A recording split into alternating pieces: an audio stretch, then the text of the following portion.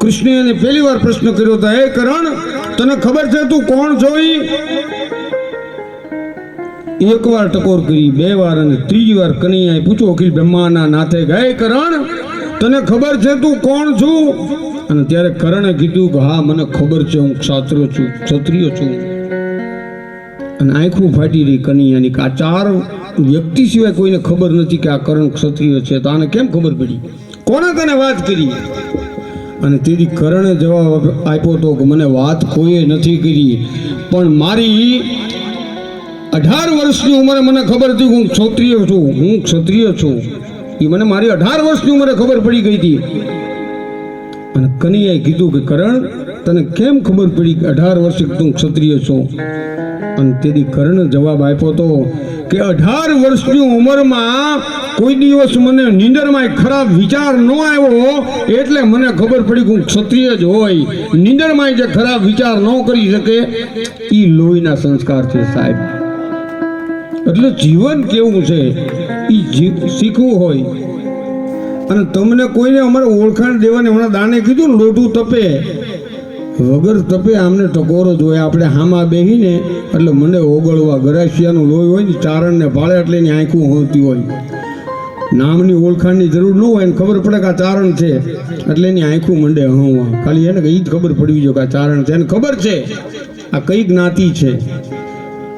એ બીવે, બાપુથી, સાધુથી, બ્રાહ્મણથી, બધાથી બીવે, પણ ચારણથી વધારે બીવે.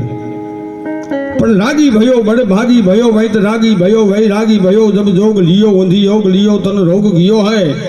બ્રહ્મ મુનિ કહે ઘનશ્યામ ની આસરી જોર દિયો તો કછું ન દિયો હૈ. હરિ સમરણનો જો આશરો ન મળે, સંત અને કીર્તનનો જો આશરો ન મળે, ભજન અને ભાવનો જો આશરો ન મળે, તો દુનિયામાં જે કાંઈ મળ્યું છે ને બધું નિર્થક છે. પણ ભજન એક મળી જાય તો સાર્થક બની જાય જીવન.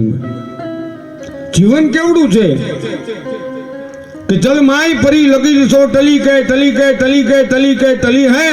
अरे मिश्री पई माई परी सो भली के भली के भली के भली के भली है. अरे देवर शीश चढ़ाई धजा सो हली के हली के हली के हली है. ब्रह्म मुनि कहे क्यों देह की आयु घटी के घटी के घटी के घटी है.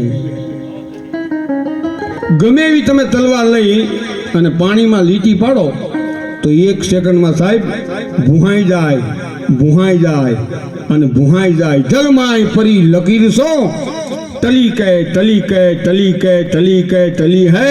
अरे मिश्री पई माय परी सो भली के भली के भली के भली के भली है. દહીંમાં તમે એક તપેલું ભરીને દહીં હોય તો ભલે, અને તાહળીમાં લીધું હોય તો ભલે, એમાં તમે ખાંડ નાખો એટલે ભળી જાય અને ભળી જાય. મિશ્રી પઈ માય પરી સો भली के भली के भली के भली है. और देवर शीश चढ़ाई धजा सो हली के हली है. हवा हाथनी હોય તો ભલે, અને કાળિયા ઠાકરને દ્વારકાના મંદિરમાં 52 ગજની ધજા હોય તો ભલે સાહેબ, એને તમે ગમે એમ બાંધો પણ પવન આવે એટલે હલે અને હલે. દેવર શીશ ચડાઈ ધજા સો હલી કે હલી કે હલી કે હલી है. તો બ્રહ્મ મુનિ કહે ક્યું દેહ કી આયુ.